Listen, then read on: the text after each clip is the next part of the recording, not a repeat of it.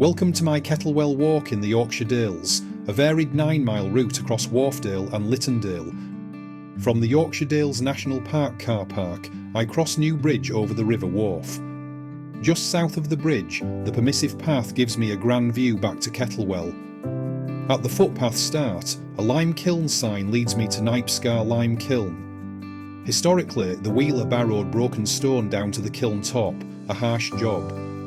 To burn lime, limestone and coal were layered over kindling until lump lime sat in the draw hole. Inside the kiln, Benjamin north of Wortley in Leeds is stamped on the firestones by the draw hole.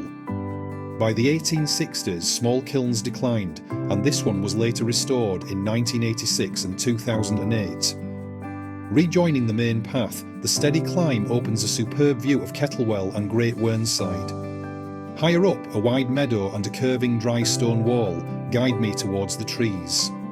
Rounding Middlesmore pasture, crossing a wall rewards me with a first stunning view into Littondale. On the descent, the River Wharfe winds along Littondale's floor beneath Hawkswick Clowder.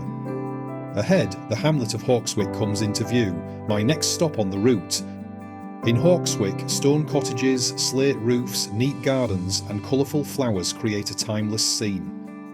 At the far end, a handsome formal stone house, Georgian or early Victorian, glows under blue sky. Beyond the hamlet, turning left for Arncliffe takes me over the Wharfe on a green metal footbridge. From the bridge, the peat-tinged water gives the river its familiar orangey-brown upland colour. After crossing, the riverside path follows the Wharfe as it glistens in bright sunlight. Further on, the river widens by a shingle bank with Hawkswick Moor's rugged limestone opposite. Soon a sharp meander shows classic contrasts, erosion on the outer bank and gravel on the inner. Across the floodplain, sheep and lambs graze beneath Hawkswick Moor's steep limestone escarpment. Despite the river's loops, this footpath stays clear and well waymarked along the Wharfe. Near Arncliffe, a narrow riverbank path runs under mossy trees, with light dappling the water. At the village edge, the old vicarage stands out as a fine Georgian limestone house from around 1800. Passing through the gates beside it, the path leads straight into St Oswald's church grounds.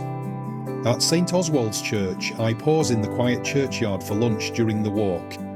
Leaving the church, the lane into Arncliffe passes the old village school, now privately owned. At the centre, Arncliffe's village green is framed by limestone cottages and all creatures great and small fame. For a break, the Falcon Inn offers a cosy pause before the next leg.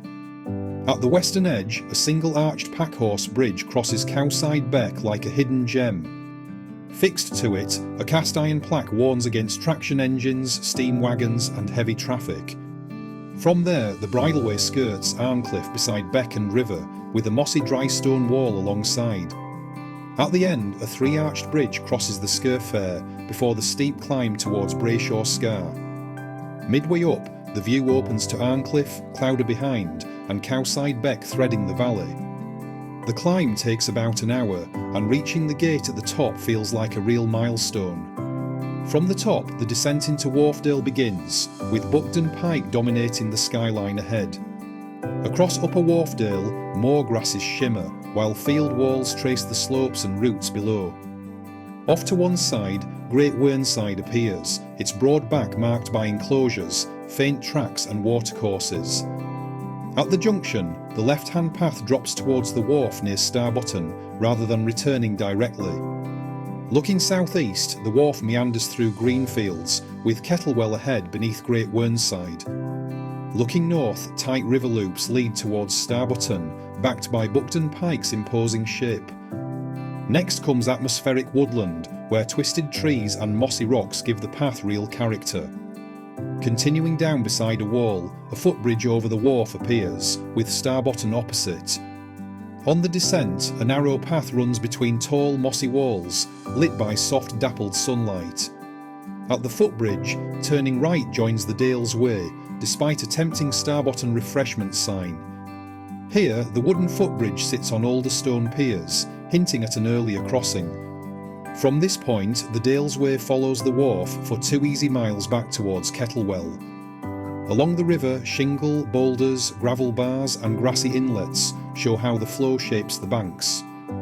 Near Kettlewell, an old tractor brings back memories of my teenage years working on a farm. With the end in sight, the car park appears across the river and the road bridge takes me back.